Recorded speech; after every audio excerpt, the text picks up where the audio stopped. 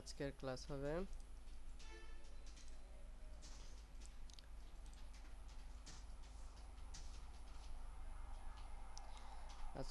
হবে হচ্ছে Excel, Microsoft office Excel 2007 এই অ্যাপ্লিকেশনের উপরে। এটা আমরা ধাপে ধাপে শিখব। আজকে হচ্ছে কিছু অংশ দেখাবো, কালকে আবার কিছু অংশ, এভাবে করে আমরা ধাপে ধাপে ক্লাসগুলো দেখব। আচ্ছা, যখন আমরা ওয়ার্ড শিখছিলাম তখন আমাদের এই এক্সেলের মোটামুটি অনেক কিছু শেখা হয়ে গেছে। তো ওয়ার্ড অনুযায়ী আমরা এখানে প্র্যাকটিস করব, মানে ওয়ার্ডগুলো মনে রাখা, ওয়ার্ডে যে ফাংশনগুলো আছে ওগুলা মনে রেখে এখানে হালকা ভিন্ন পাবো, কিন্তু এখানে আমরা এগুলা প্র্যাকটিস করব। তো প্রথমে এখানে হচ্ছে office button, new, open, save, save age, তারপরে প্রিন্ট থেকে প্রিন্ট প্রিভিউ, এগুলো আমরা ওয়ার্ডের ভিতরে আগে দেখে ফেলছি। আচ্ছা, এরপরে এখানে ক্লিপবোর্ড, ক্লিপবোর্ডের ভিতরে কাট, কপি, পেস্ট, ফরম্যাট, প্রিন্টার, এগুলো ওয়ার্ডে আছিল। এখানে ফন্ট অপশনের ভিতরে যা যা ছিল এখানে সবগুলাই আছে। অ্যালাইনমেন্ট অপশনেও সবগুলাই আছে, কয়েকটা অ্যাড হয়েছে এবং কয়েকটা এখান থেকে স্কিপ হয়েছে। আচ্ছা, এটা গেল এখানকার কিছু basic.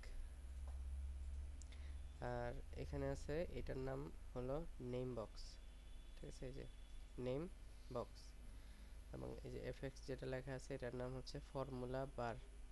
Name box, formula bar, A B C D এভাবে করে যত পর্যন্ত যাবে এদিকে যাইতেই থাকবে। হ্যাঁ, এদিকে আমরা যখন এখানে ক্লিক করব যেভাবে আসতেই থাকবে, ঠিক আছে। যে ডাবল এর পরে হবে যেভাবে সিট আপ এভাবে করে আসতেই থাকবে। আচ্ছা, মানে আমাদের যতখানি প্রয়োজন হয় ততক্ষণ পর্যন্ত এটা কলাম, এটাকে বলে কলাম। এ বি সি ডি এগুলো হচ্ছে কলাম। আর 1 2 3 4 যেগুলো দেওয়া আছে এগুলো হচ্ছে র, ঠিক আছে। আচ্ছা, ওয়ার্ডের ভিতরে আমরা যখন কাজ করছিলাম তখন হচ্ছে একটা খালি পেজের ভিতরে কাজ করছি।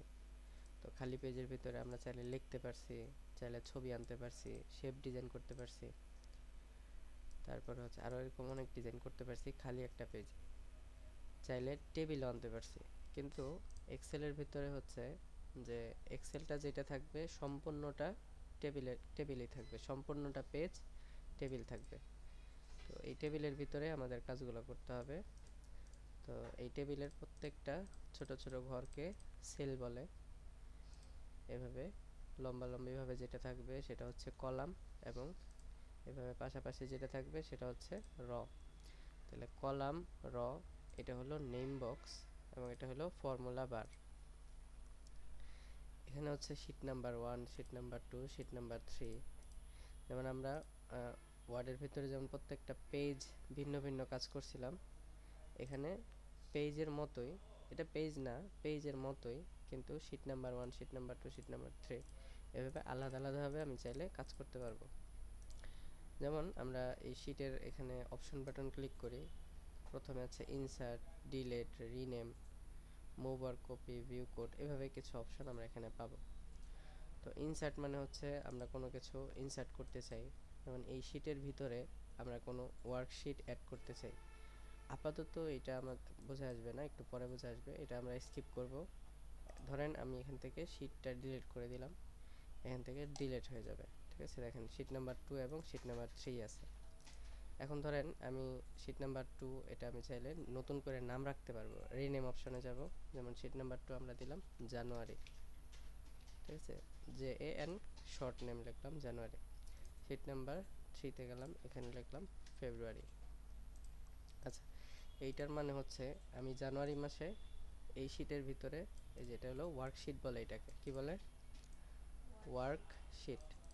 তো জানুয়ারি মাসে যে হিসাব নিকাশ আছে বা যেসব তথ্য আমার রাখা প্রয়োজন, যেই ডাটাগুলো আমাদের রাখা প্রয়োজন, আমি এই শীটটার মধ্যে সেভ করে রাখবো, অর্থাৎ জানুয়ারি এই শীটের ভিতরে। ফেব্রুয়ারিটা আমি ফেব্রুয়ারিতে রাখবো। এখন আমাদের মার্চ অ্যাড করতে হবে। তো মার্চ অ্যাড করার জন্য এই যে এখানে পরবর্তী অপশন ইনসার্ট ওয়ার্কশিট, ঠিক আছে।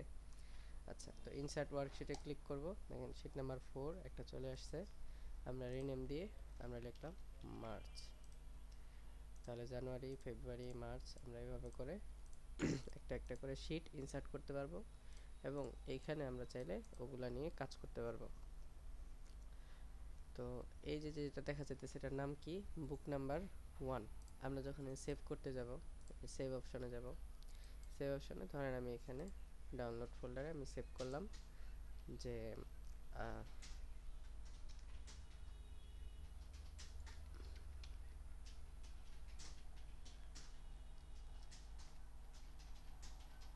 আমরা যে কোনো একটা দিয়ে সেভ করলাম যে প্রজেক্ট 2026, এটা দিয়ে আমরা সেভ দিলাম। তাহলে এখানে কি হয়ে গেল, প্রজেক্ট 2026 দিয়ে সেভ হয়েছে এবং প্রত্যেকটা মাসের জন্য আলাদা আলাদাভাবে আমি চাইলে কি করতে পারতেছি, শিট করে রাখতে পারতেছি। মার্চের পরে আমি দিলাম, এখানে ডাবল ক্লিক করলে এই যে চেঞ্জ করার অপশন চলে আসে, এপ্রিল, তারপরে এভাবে করে আমরা চাইলে অ্যাড করতে পারবো। ধরেন জানুয়ারি, এটা হচ্ছে আমাদের রেড, মানে এটা নোট করার মতো কোনো একটা বিষয়। তো আমরা এখানে ট্যাব কালার অপশনে যাব, ধরেন এটা লাল করে দিলাম, ঠিক আছে। এই যে দেখেন জানুয়ারিটা লাল হয়ে গেছে, ফেব্রুয়ারিটা আমি ট্যাব কালার করে গ্রিন করে রাখলাম, যে এগুলো সব গ্রিন গেছে, এটা সব গ্রিন, মানে এটা নর্মাল গেছে। আবার এখানে হচ্ছে একটু অ্যাবনর্মাল ছিল, ধরেন আমি ইয়েলো করে দিলাম, তাহলে দেখেন ট্যাবগুলোও কালার হয়ে গেছে, ঠিক আছে। জানুয়ারি, ফেব্রুয়ারি, মার্চ, এভাবে কালার দিয়েও ইন্ডিকেট করা যায় যে আমরা এটা কেমনভাবে বুঝতে চাইতেছি, বা এটার কালার দিয়ে আমরা চেঞ্জ করতে পারতেছি। আচ্ছা, এখন যেহেতু আমরা এখানে কলাম এবং রয়ের মাঝেই কাজ করতে হবে, এটা নর্মাল পেজের মতো আমি কি করতে পারবো না, সেটিংস বা নর্মাল পেজে যেভাবে করে আমরা অভ্যস্ত ছিলাম ওইভাবে এটা করা যাবে না। ধরেন এখানে যদি কোনো একটা কিছু লিখতে হয়, ধরেন এখানে একটা লাইন, যে এখানে আমি ধরেন লিখবো এনআর কম্পিউটার,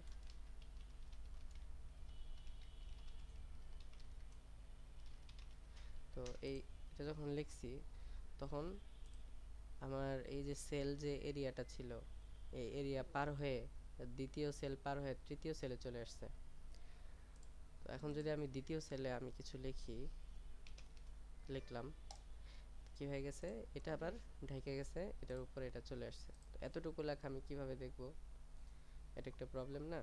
আমাদের ওয়ার্ডের ভিতরে যখন কাজ করছিলাম, ওয়ার্ডের ভিতরে যখন আমরা এটা কোনো কিছু লিখছি, লেখার পরে কি হয়ে গেছে, অটোমেটিক দ্বিতীয় লাইনে চলে আসছে এবং এটা টেবিলটা বড় হয়ে গেছে। আমরা দেখি এটা ওয়ার্ডটা প্র্যাকটিস করে দেখি, ইনসার্টে আসবো, টেবিল আসবো, সাপোজ আমাদের এখানে সবগুলা টেবিল দিয়ে ভরা, অর্থাৎ পুরাটা পেজ কি দিয়ে, টেবিল দিয়ে ভরা। কলাম ধরেন আমি দিলাম এখানে 25টা এবং এনে দিলাম 40টা, এই যে, তাহলে পুরাটা কি দিয়ে ভরা। এখন যদি আমি এখানে কাজ করতে চাই, এখন আমি এখানে লিখি এনার কম্পিউটার,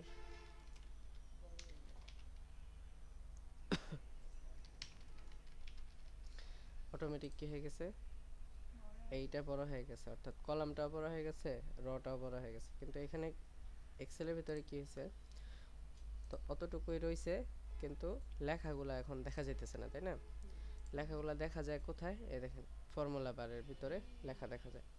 এখন ফর্মুলা বারটা শুধু লেখা না, আমরা যদি এখানে আরো অনেক কিছু লিখি, সংখ্যা লিখি, ধরেন আমি লিখলাম 6000, তাহলে ফর্মুলা বারেও দেখা যাবে, এখানেও দেখা যাবে।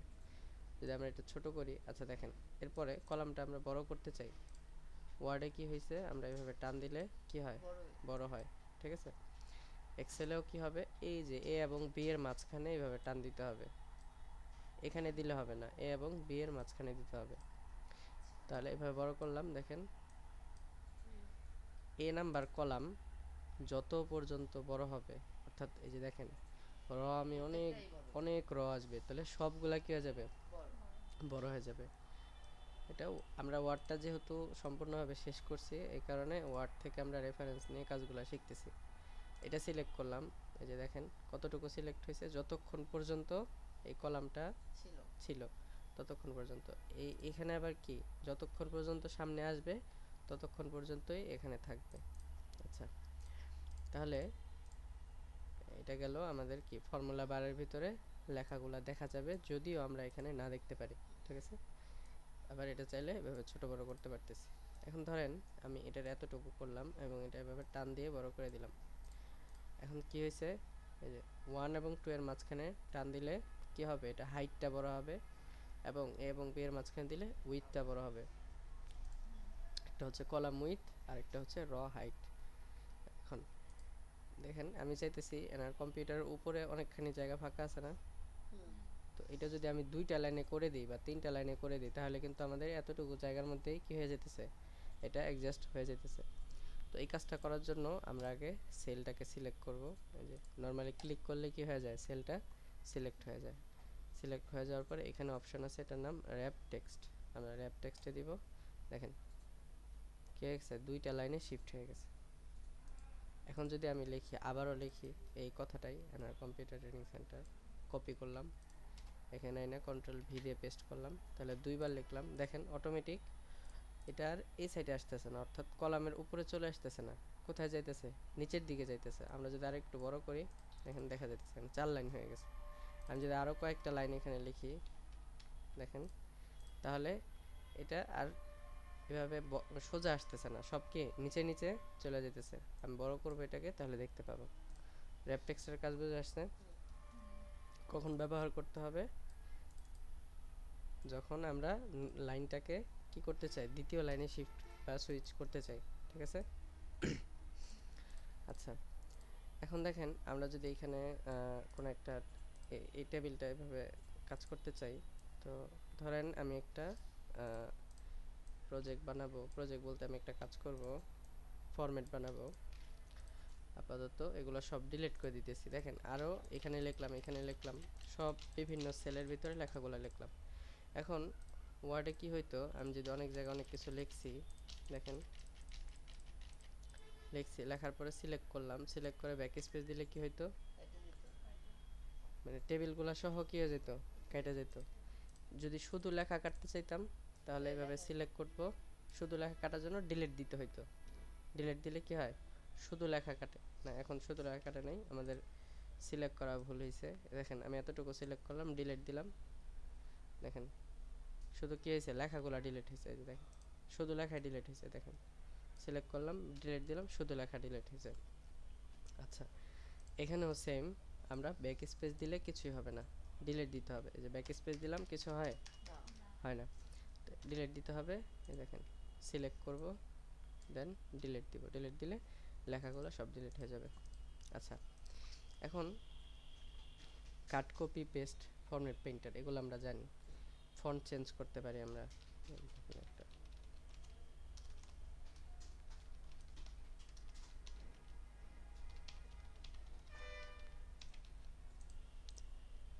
আমি যদি চাই এটা সেম লাইনে চলে আসুক, তাহলে আমার আরেকবার এখানে ক্লিক করতে হবে, টেক্সট র্যাপ টেক্সটে ক্লিক করতে হবে, তাহলে আবার এটা সেম লাইন, অর্থাৎ একদম নর্মাল লাইনে চলে আসছে। আর যদি র্যাপ টেক্সট দিয়ে দিই তাহলে এটা কী হয়ে যাবে, ভাঁজ হয়ে যাবে, পরের লাইনে সুইচ হয়ে যাবে অটোমেটিক। আচ্ছা, এখন আমি চাইলে ফন্ট চেঞ্জ করতে পারবো, তারপরে বোল্ড করতে পারবো, ইটালিক করতে পারবো, আন্ডারলাইন দিতে পারবো, যে ডাবল আন্ডারলাইন, সিঙ্গেল আন্ডারলাইন, তারপরে লেখার ফন্টের সাইজ বড় করতে পারবো। এখন দেখেন আমার এখানে চেঞ্জ কেস এই অপশনটা কি আছে, অর্থাৎ ছোট হাতে লেখা বড় হাতে লেখা করার অপশনটা আছে, হ্যাঁ আছে, নাই, তাহলে এটা এখানে নাই। ঠিক আছে। এই যে দেখেন ওয়ার্ডের ভিতরে যেমন আমরা এই যে এটা পাইছি, দেখছেন চেঞ্জ কেস অপশন পাইতেছি, এখানে এটা আছে, আরে এক্সেল এটা আছে, এক্সেলে নেই। আচ্ছা, তাহলে এভাবে কতগুলো অপশন আছে পাবো, কতগুলো অপশন পাবো না। এখন দেখেন আমি পুরাটা লাইন যদি একটা লাইন করতে চাই তাহলে আমাদের কি করতে হয়, মার্জ সেল দিতে হয়। খেয়াল আছে, এই যে মার্জ সেল দেওয়ার পরে এখন যদি আমি পুরাটা লেখা লিখি সেন্টার, এই যে এটা চলে আসছে। এখন এটা আমি সেন্টারে নিয়ে যাই, হয়েছে। এবং সবগুলা যে সবগুলা সেল যেটা করা আছে সিলেক্ট করলাম, সিলেক্ট করে বর্ডার থেকে নো বর্ডার দিলাম। এখন প্রিন্টের প্রিভিউ যদি আমরা দেখতে চাই তাহলে এইভাবে দেখা যাবে। আচ্ছা, এখন আমি এই যে এক্সেলে যাব, যাওয়ার পরে সেম আমরা এটা সিলেক্ট করলাম, সিলেক্ট করে এখানে কি করব, এই যে দেখেন মার্জ অ্যান্ড সেন্টার এই অপশনটা আছে, মার্জ অ্যান্ড সেন্টার। সেন্টার মানে হলো যে আমরা যে মার্জটা করছিলাম, ফেসবুকে ঢুকে যেতেছে কেন বারবার, হ্যাঁ, যে এই যে আমরা এই সেন্টারে নিয়ে আসছিলাম সেটা হচ্ছে এই সেন্টারটা। ঠিক আছে, আবার মার্জ করতে হবে এইখান থেকে। তাহলে এক্সেলের ভিতরে একটু ভিন্ন হলো, আগে সিলেক্ট করব, এখানেই দেওয়া আছে মার্জ অ্যান্ড সেন্টার, তাহলে মার্জিন সেন্টারে দিলাম, দেখেন সেন্টারে চলে আসছে। এবার আমরা প্রিন্ট প্রিভিউ দেখি, মোটামুটি একই রকম না, ওয়ার্ডটা এর মতোই, তাই না? দেখেন, তার মানে এখানে যে বর্ডারগুলো দেওয়া হয়েছে, যে বর্ডারগুলো, এই যেটা মাঝ আমরা ভুল করছি, মাঝ পর্যন্ত আসে নাই, আমরা এটাকে আনমার্জ করব, এই যে আনমার্জ, তারপরে আবার এটাকে এই পর্যন্ত সিলেক্ট করে মার্জিন সেন্টার করব। এবার আমরা প্রিন্ট প্রিভিউ যদি দেখি, তাহলে এটা একবার একুরেট মাঝখানে চলে আসবে। ঠিক আছে, মাঝখানে চলে আসছে। এখন আমরা যদি এই যে ঘরগুলারে সিলেক্ট করি, মানে সেলগুলারে সিলেক্ট করি এই পর্যন্ত, এখানে যে কালো দাগ আছে, যে কালো দাগ আছে, তার মানে হচ্ছে একটা পেজ এটা, আবার এটা সেকেন্ড পেজ, এটা থার্ড পেজ, এভাবে করে পেজগুলা ডিভাইড করে দিছে, কিন্তু পুরোটা এভাবে নর্মাল থাকবে। এখন এই যতটুকু সিলেক্ট করলাম, বর্ডার অপশনে আসলাম, অল বর্ডার দিলাম, দেওয়ার পরে এখন যদি আমরা প্রিন্ট প্রিভিউ দেখি, এই যে এমন দেখা যেতেছে। আবার ওয়ার্ডে যাই, সবগুলা সিলেক্ট করলাম, এই যে বর্ডারগুলো সবগুলা সিলেক্ট করব, এই যে সিলেক্ট করলাম, করার পরে আমরা এখান থেকে বর্ডার অপশনে যাব এবং অল বর্ডার করে দিব। এখন যদি আমরা প্রিন্ট প্রিভিউ দেখি, এমন দেখা যাবে। বুঝে আসছে এই যে এক্সেল এবং ওয়ার্ডের সাথে মিল আছে না? আচ্ছা, তাহলে আমরা যদি আবার নো বর্ডার করতে চাই, সিলেক্ট করব, বর্ডারে যাব, নো বর্ডার দেব। ধরেন এনার কম্পিউটারের নিচে একটা দাগ দিতে চাই, যে এখানে কি করতে হবে, বর্ডারে যাব, দাগ নেই, দেখেন দাগ আছে নাই, তাহলে এটা কি বর্ডার, নিচেরটা বটম বর্ডার, ক্লিক করলাম এই সেলটাতে, দেন এখানে অপশনে আসলাম, বটম বর্ডারে ক্লিক করলাম, এখন দেখেন বটম বর্ডারে দাগ আসছে। ঠিক আছে, তো এইভাবে আমরা কাজ করতে হবে। এখন ধরেন আমি এটাকে অল বর্ডার দিলাম, তারপর আমি লিখলাম এখানে সিরিয়াল নাম্বার, তারপর লিখলাম স্টুডেন্ট নেম। এখন স্টুডেন্ট নেমের ঘরটা কি ছোট হয়ে, মানে বড় হয়ে গেছে না? সিরিয়াল নাম্বারটা তো আমার এত বড় লাগবে না, তাহলে এটা ভেবে ছোট করে দিব, স্টুডেন্ট নেমেরটা বড় করে দেব।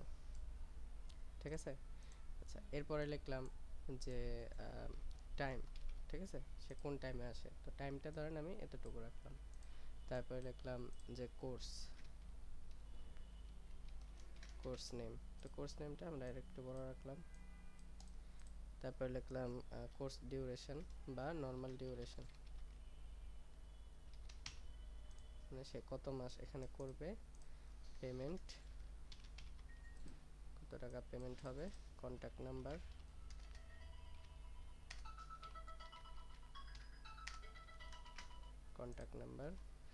এখন দেখেন আমাদের পেজ কিন্তু শেষ হয়ে গেছে, মানে পেজের এটা শেষ হয়ে গেছে। তো পেজটা বড় করার জন্য বা ছোট করার জন্য আমাদের কাজ করতে হবে কোথায়, পেজ লেআউটের।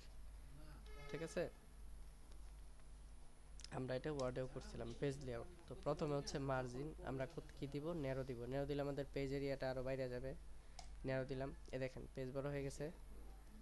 আচ্ছা, সাইজ দিব, আমরা ধরেন A4 সাইজ দিলাম, A4 সাইজ দিলাম, দেখেন আবার একটু কমে গেছে। ঠিক আছে, A4 সাইজটা একটু ছোট হয় লেটার সাইজ থেকে। আচ্ছা, তারপরে ওরিয়েন্টেশন থেকে আমরা ল্যান্ডস্কেপ দিতে পারি, পোর্ট্রেট দিতে পারি। ল্যান্ডস্কেপ দিলাম, তাহলে আমরা এতখানি জায়গা বেশি পেলাম। যদি আমাদের আরও কলাম প্রয়োজন হয়, সেক্ষেত্রে আমরা এই পর্যন্ত কি করব, অল বর্ডার দিয়ে নিব, তাহলে কিন্তু আমরা আরও বড় কাজ করতে পারতেছি। ধরেন কন্ট্যাক্ট নাম্বার এতটুকু জায়গা হবে না, আমরা আরেকটু বড় করলাম। পেমেন্ট ঠিক আছে, ডিউরেশন, কন্ট্যাক্ট নাম্বার। আচ্ছা, এরপরে দিলাম আমরা অ্যাড্রেস।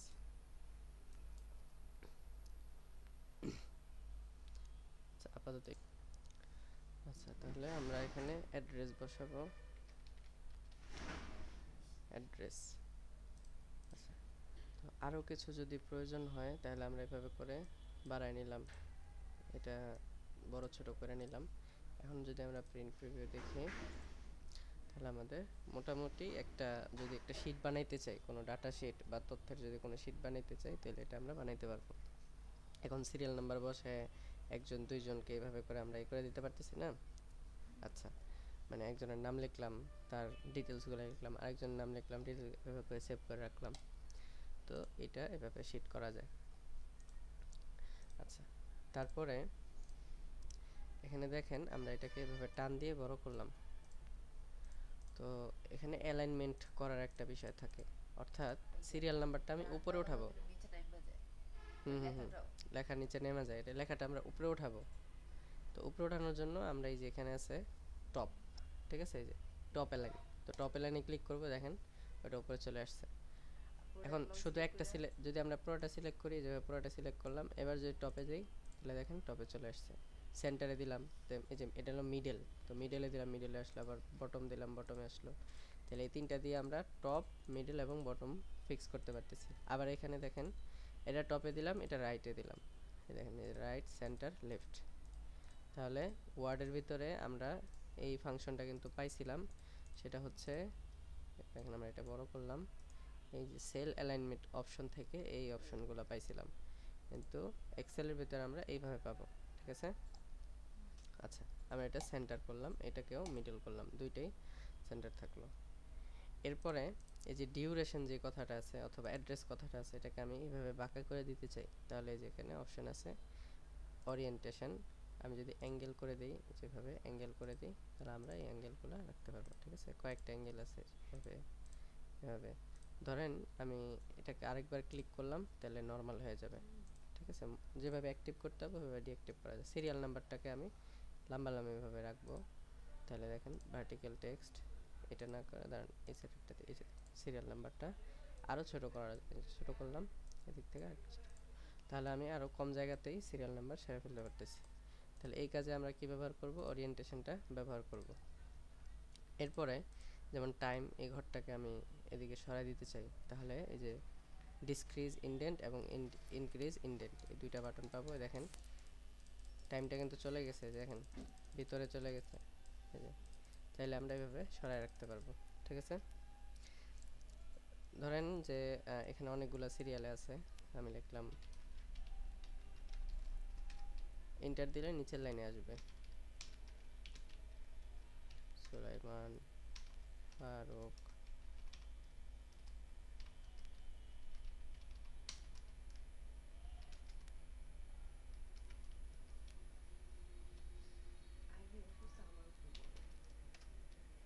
হ্যাঁ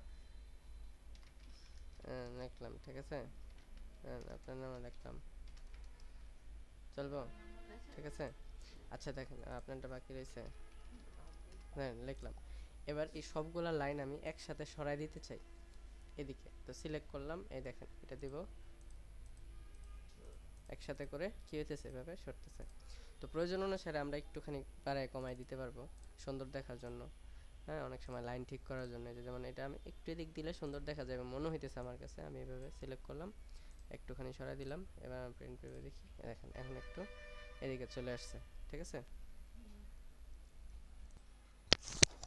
তাহলে এইভাবে করে আমরা এটাকে সুন্দর করে, মানে একটুখানি স্পেস সরাই দিলে দেখা যাইতেছে অ্যালাইনমেন্টটা ঠিক থাকে। আচ্ছা, এরপরে এখানে তো দেখলাম rap text, merge and centre. ধরেন আমি এই যে পুরা লাইনটাকে, যেমন এই পুরা লাইনটাকে আমি শুধু মার্জ করতে চাই, তো এবং পাশাপাশি এইটা এটা এটা সবগুলা লাইনরে আমি মার্জ করতে চাই একসাথে। তো ধরেন আমি এটা ক্লিক করলাম, মার্জ এন্ড সেন্টার দিলাম, তাহলে কি হবে, এই লেখাটা সেন্টারে চলে আসবে, যে দেখেন সেন্টারে চলে আসবে। কিন্তু আমি লেখাটা মাঝখানে চাই না, আমি চাই লেফটে থাকুক, এইদিকে থাকুক। তাহলে প্রত্যেকবার কিন্তু আমার এই কাজটা করতে হবে, একবারে সিলেক্ট করা যাবে। দেখেন এই যে পুরাটা একবারে সিলেক্ট করব, এরপরে মার্জ এন্ড সেন্টারের ড্রয়ারে ক্লিক করব, মার্জ অ্যাক্রসে ক্লিক করব, ঠিক আছে, এই যে মার্জ অ্যাক্রস।